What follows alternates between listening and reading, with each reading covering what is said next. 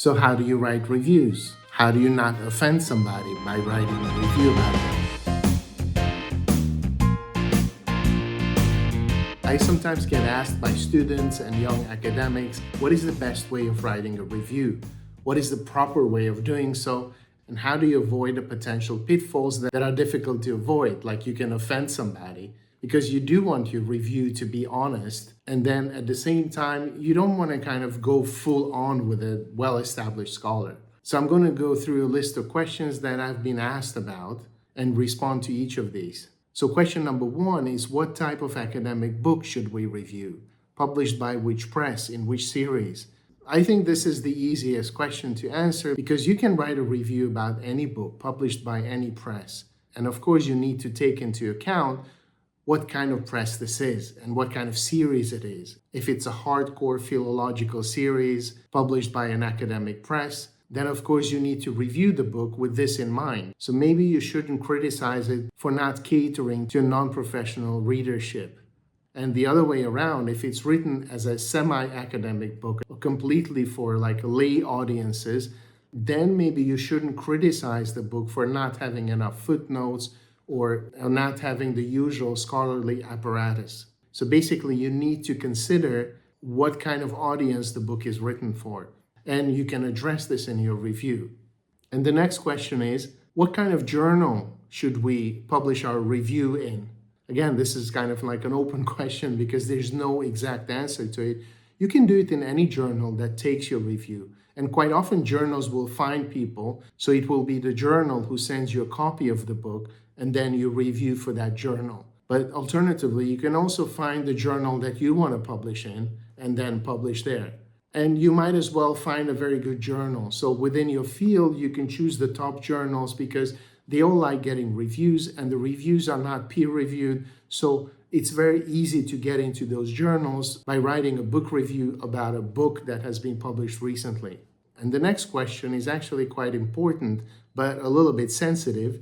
Namely, if the author is an established scholar who has already written several acclaimed works, then is it wise to write a review about this person, and what are the consequences? So I think the question itself already has a bit of a verdict over this book, and namely, if you write a negative review, so criticizing much of what has been written in the book, what happens? Should you do this, or should you just not review the book? And I think the most important thing here is that when you write your review, even if you're critical about somebody or somebody's scholarship, you have to remain civil and avoid writing in a very negative way. So don't be sarcastic or don't ridicule people for their mistakes. Try to leave humor out of this altogether. So be objective and address the problems. And I think it's possible to do it in a positive way. Just imagine when you're writing your dissertation, other people were pointing out mistakes in it. Presumably, nobody was doing this with an arrogant attitude. So the criticism that you received was an important feedback for you. And I assume when somebody receives constructive feedback, then this helps them to improve. So no big harm there. But it's really about how you criticize people, not just what you actually criticize. So that's the most important thing here. But the other thing is that if the book is completely rubbish, then I think maybe it's not a good idea to be the person who tells this to the world. So in that case, I wouldn't review it. But if it's a good book and there are things you want to critique in it and address it and deal with it and maybe contribute something by examining these mistakes, then you should definitely do it. So what are the consequences? Well, it depends. I think if you know the author, one way of reducing friction here would be to send your draft review to the author by email and then explain what you're doing. Or if you don't want to do this, then send a courtesy email saying, oh, I'm doing a review about your book now, and it's going to come out in such and such a journal. So when it actually comes out, it doesn't like hit the person in the face. And if it's a scathing review, then they feel that they've been betrayed by somebody they know. So I think if you remain civil, the consequences are tolerable, and maybe you don't really have to worry about them. But if you're being very aggressive with your review, then obviously the author will be offended, and that might have consequences. Although these depend in which circles you move around, right? I don't think established scholars are necessarily vindictive, but it probably is not going to be the beginning of a long-lasting friendship between the two of you. Then the next question is how to read the book. Should I read the book from the beginning to the end first, read it chapter by chapter, or read it and take notes and write the review as I read? What are the things I should pay attention to? Okay, so now we're talking about the specifics of how to do a book review. And again, this is different for everyone else. And I've heard advice that says first read the whole book, and when you're reading it for the second time, then you make notes and begin writing the review itself. And I think that's not really useful.